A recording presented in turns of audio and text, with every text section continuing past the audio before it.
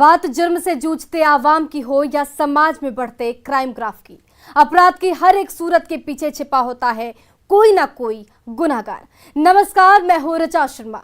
तफ्तीश की राह में आने वाली हर कड़ी सुराग बनकर पहुंच जाती है गुनहगारों को सलाखों के पीछे। आप बने रहिए हमारे साथ, क्योंकि हर जुर्म के खिलाफ हमारी तफ्तीश लगातार जारी है।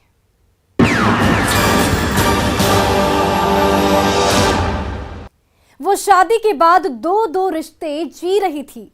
समाज और दुनिया की नजरों में वो दानापुर के फुलवारी शरीफ की रहने वाले पेशे से इंजीनियर जफरुद्दीन की बेगम थी, लेकिन वो दूसरा रिश्ता समाज और दुनिया की नजरों से छिपकर बंद कमरे में जी रही थी, जिसे वो हर हाल में पाना चाहती थी।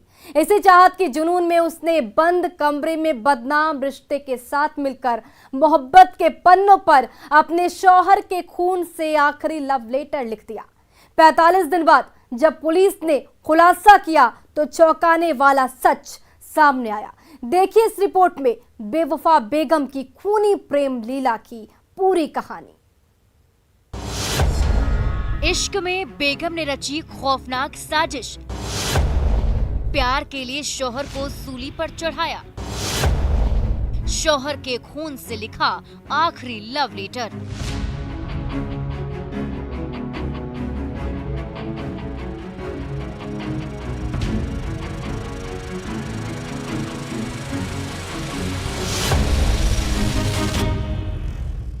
पटना पुलिस की कस्टडी में बुर्के में चेहरा छिपाए दिख रही इस बेगम की कहानी जानेंगे तो आप भी दांतों तले उंगली दबाने को मजबूर हो जाएंगे। जैसे फुलवारी शरीफ थाने की पुलिस इसकी गिरफ्तारी के बाद सन्न है। जी हाँ, इसने रिश्तों के पन्नों पर ऐसी खौफनाक और डरावनी स्क्रिप्ट लिखी है जिसकी गुत्थी को सुलझाने में पुलिस वालों को करीब 45 दिन लग गए।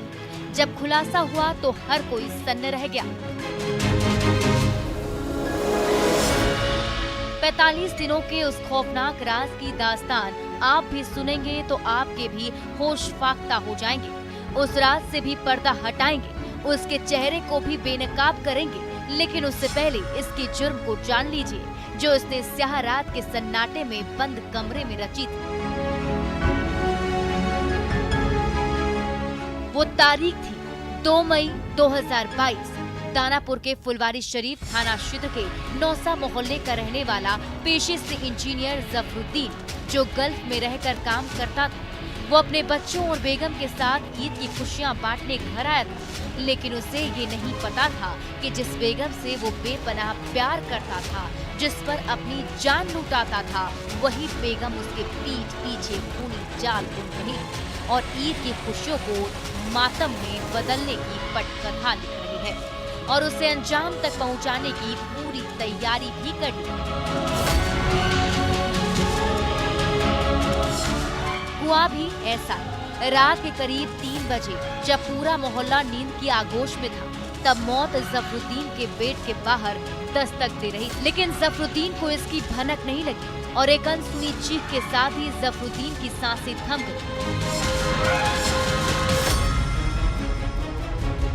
घर के हॉल में सोफे के पास जफरुद्दीन का शव खून से लथपथ पड़ा था और जफरुद्दीन की बेगम शहनाज परवीन अपने कमरे में अनजान बनकर गहरी नींद में सो रही थी। सुबह करीब 7 बजे आंखों में सैलाब लिए शहनाज ने अपने भाई को फोन पर घटना की जानकारी दी और बताया कि रात में कुछ चोर घर में चोरी करने आए थे। जब जफरुद्दीन ने चोरों का विरोध किया तो चोरों ने प्रेशर कुकर से मारकर जफरुद्दीन की हत्या कर दी और मेरे साथ भी चोरों ने मारपीट की और मेरी चेन भी छीन ली।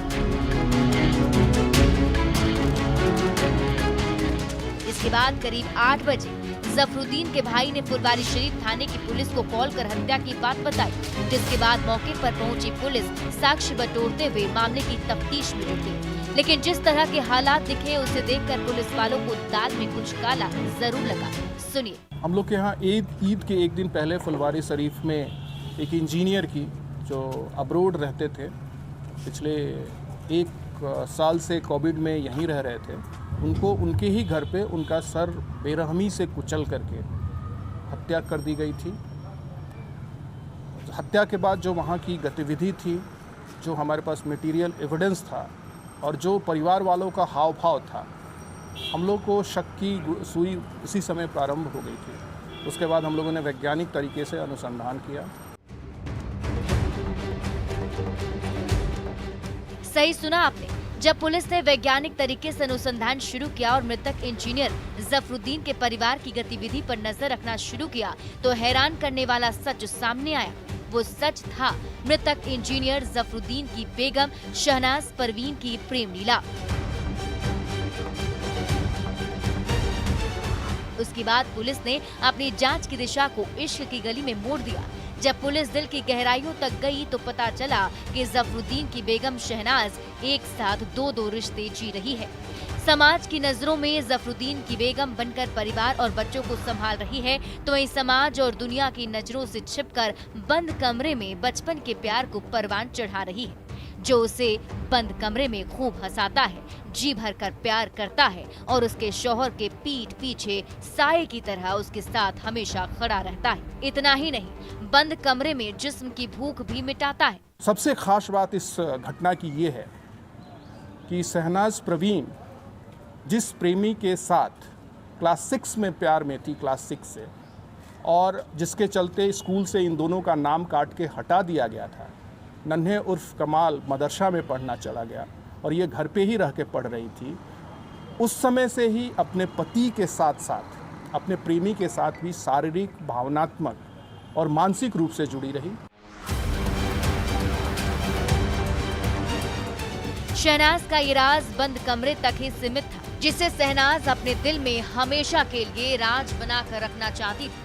यही वजह थी कि उसने प्यार के मीठे पलों में भी अपने शौहर को भनक नहीं लगने दिया और जब शौहर परिवार और प्रेम से तंग आ गई तो उसने रिश्तों के पन्नों पर अपने शौहर के खून से अपने बचपन के आशिक नन्हे उर्फ कमाल के साथ मिलकर आखिरी लव लेटर लिख दिया और हत्या का पूरा ठिकरा चोरों पर फोड़ दिया। मृतक इंजीनियर की पत्नी शहनाज परवीन, जो क्लास 6 से ही अपने किसी क्लासमेट के साथ प्यार में थी, वो अपने प्रेम, प्यार और पति के रिश्ते को संभालते संभालते इस मुकाम पर पहुंच गई कि जिस दिन वो दिल्ली से वापस आई, उन्होंने अपने पूर्व प्रेमी, अपने प्रेमी जिसका नाम कमाल उर्फ नन्हे है, से मिलकर और एक षड्यंत्र बना करके अपने इंजीनियर की दोनों लोगों ने प्रेशर कुकर से पीट करके हत्या कर दी। और हत्या करने के बाद पूरी घटना को लूट के क्रम में लुटेरे द्वारा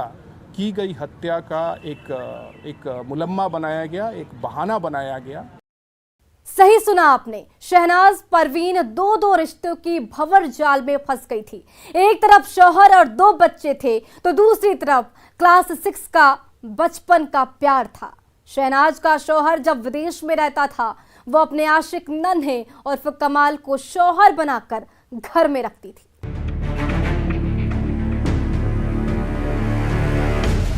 यही सिलसिला 11 महीनों तक चलता था। जब शहनाज का शौहर जफरुद्दीन विदेश से लौटकर घर आता तो शहनाज सुशील और सौम्य बेगम बन जाती थी। जफरुद्दीन के विदेश जाते ही शहनाज अपने प्रेमी के साथ हमबिस्तर होने लगती थी, जिसकी जानकारी दोनों बेटों को भी थी, लेकिन शहनाज ने दोनों को पट्टी पढ़ाकर अपने बस में कर लिया था।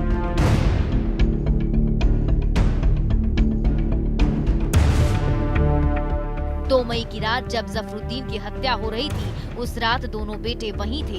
दोनों ने अपनी आंखों से अपने अब्बू का कत्ल होते देखा था, लेकिन किसी ने जुबान तक नहीं खोली। लेकिन पुलिस की तफ्तीश के सामने शहनाज और उसके बचपन के आशिक नन्हे उर्फ कमाल की मोहब्बत के पन्नों पर लिखी खूनी स्क्रिप्ट की साजिश फेल हो गई और पुलिस ने हत्या के करीब 45 दिनों बाद मोहब्बत में रची गई खौफनाक साजिश को बेनकाब करते हुए आशिक और बेवफा बेगम के हाथों में हथकड़ी पहना दिया।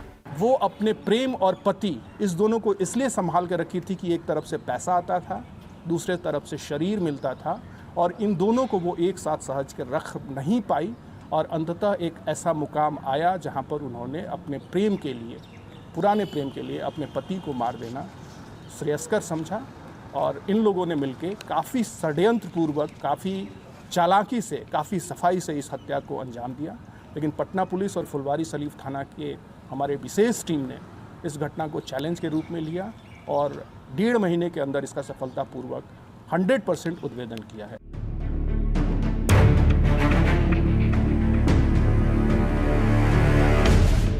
इस हत्याकांड के खुलासे के साथ ही पुलिस ने एक और हैरान करने वाले राज से पर्दा उठाया है, जिससे मृतक जफरुद्दीन जीते जी अनजान था और शहनाज ने शादी के 13 सालों बाद तक भनक नहीं लगने दिया था। लेकिन पुलिस की तफ्तीश में शहनाज के सारे राज परत दर परत उठते चले गए, जिसकी सच्चाई जानकर आप ही चौंक जाएंगे।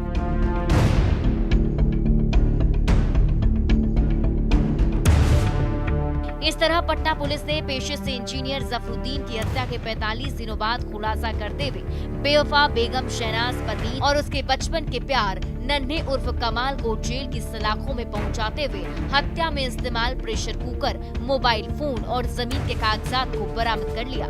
लेकिन जिस तरह से बेवफा बेगम ने अपने बचपन के प्यार के साथ मिलकर अपने शौहर के कत्ल की खौफनाक और डरावनी पटकथा लिखी थी, वो बेहद खतरनाक थी। न्यूज़ 18 के लिए दानापुर से अमरजीत शर्मा के साथ ब्यूरो रिपोर्ट।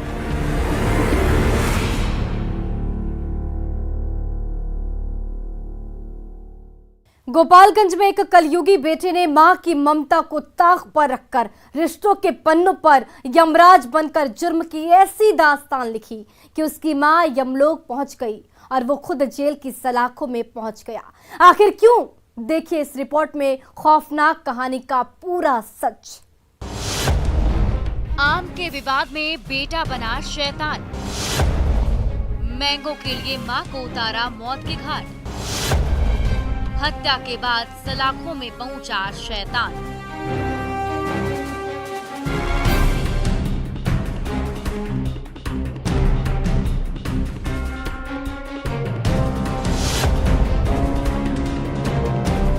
आपके टीवी स्क्रीन पर दिख रहा ये आम कोई साधारण आम नहीं है।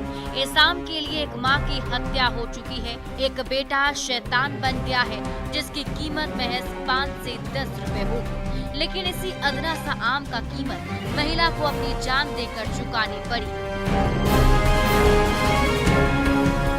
जिसकी तस्दीक जमीन पर खून से लथपथ पड़ी ये बुजुर्ग महिला घटना स्थल पर पड़ा प्रेशर कुकर और सन्नाटे में तफ्तीश करती पुलिस कर रही है और उस खौफनाक कहानी को बयां कर रही है जिसे कोई और नहीं बल्कि मौत की आगोश में सो रही मृत महिला के बेटे ने अंजाम दिया है।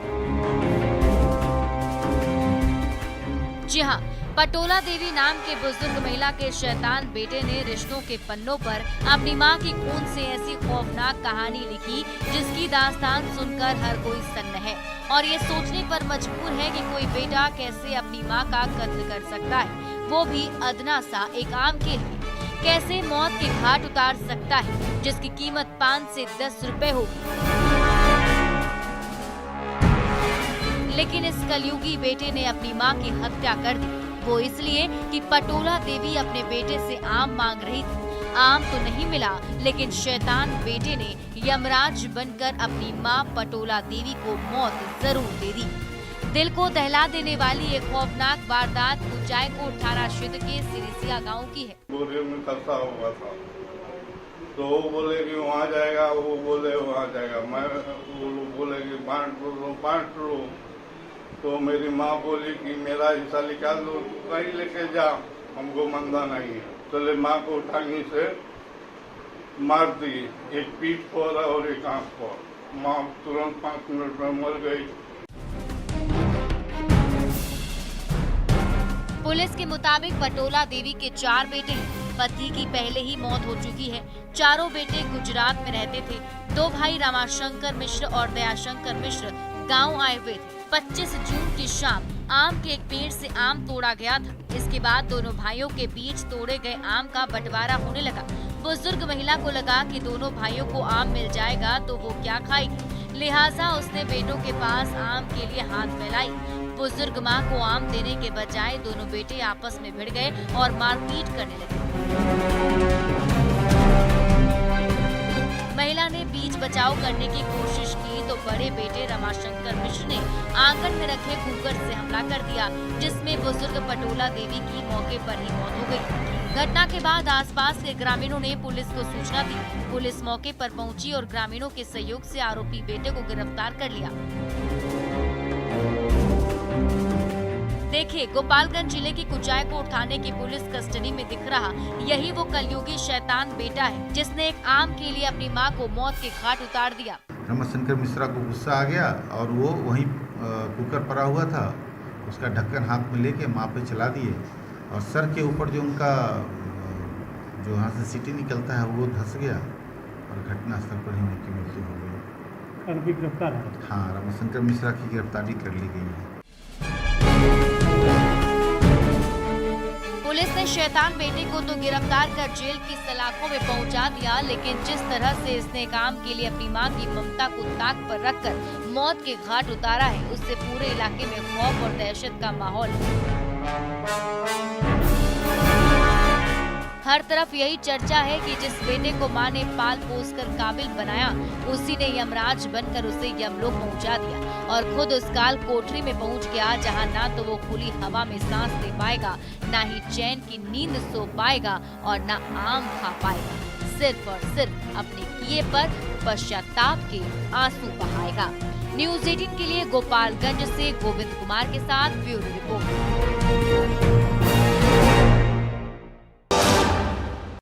हाजीपुर में 22 जून को स्वर्ण व्यवसायी सुनील कुमार की अपराधियों ने गोली मारकर हत्या कर दी। अब तक पुलिस इस मामले का खुलासा तो नहीं कर पाई, लेकिन हत्याकांड का सीसीटीवी जरूर सामने आ गया।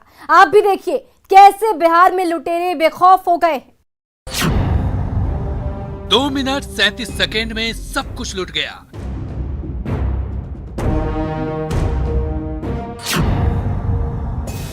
एक 157 सेकंड में चली गई सुनील की जान।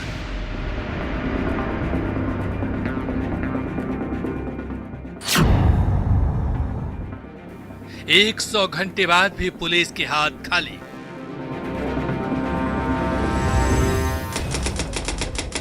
तारीख 22 जून 2022। जगह हाजीपुर का नीलम ज्वेलर्स। समय शाम के 7:52।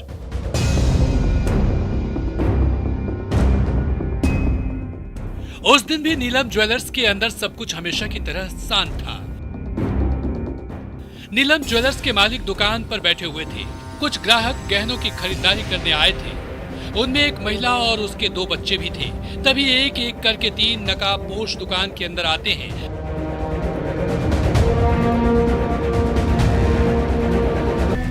पिस्टल निकालते हैं और ये साफ कर देते हैं कि उनके इरादे क्या हैं। चंद सेकंड बाद दुकान के अंदर 2 और नकाबपोश घुसते हैं। हथियार लहराना, धमकाना, कंधे से बैग उतारना, ये सब कुछ एक साथ चल रहा है। इसी बीच एक लुटेरा बाहर निगरानी करने के लिए दुकान के बाहर निकल जाता है और फिर दुकान के अंदर एक्शन शुरू हो जाता है। बदमाश एक एक कर सुनील कुमार को थप्पड़ों से पीटने लगता है। कोई पिस्टल की बट से मारता है तो कोई थप्पड़ से। सुनील दरवाजे की तरफ जाने की कोशिश करते हैं तो एक लुटेरा काउंटर पर चढ़ जाता है और लात से मारने लगता है।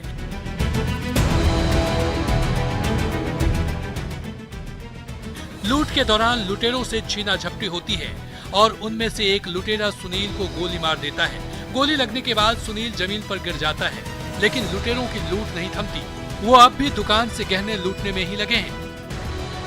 7:53 में शुरू हुई ये लूट 7:55 और 37 सेकंड पर खत्म हो जाती है। यानी 2 मिनट 37 सेकंड के अंदर पूरा नीलम ज्वेलर्स लुट गया और सुनील कुमार की जान चली गई।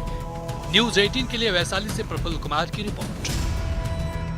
अपराधी चाहे लाख चाहते हो, तफ्तीश की दिशा अगर सही है तो बच नहीं सकता कोई गुनाहगार सलाखों के पीछे जाने से। तो पुलिस चाहे सोई हो, मुजरिम चाहे कोई हो, आप बने रहिए हमारे साथ, क्योंकि हर जुर्म के खिलाफ हमारी तफ्तीश लगातार जारी है।